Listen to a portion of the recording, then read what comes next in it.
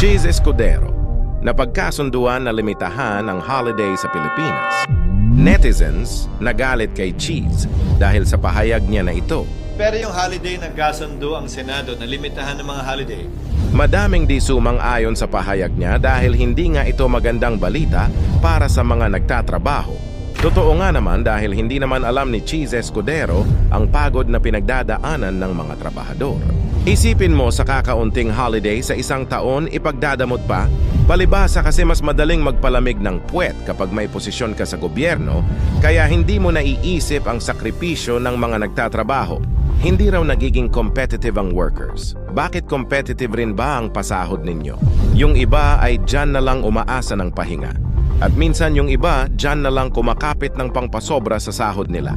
Ganyan na ba, Cheese, kapag mayaman? Wala nang awa sa mga nangangailangan? Ito ang mahirap sa sistema ng gobyerno.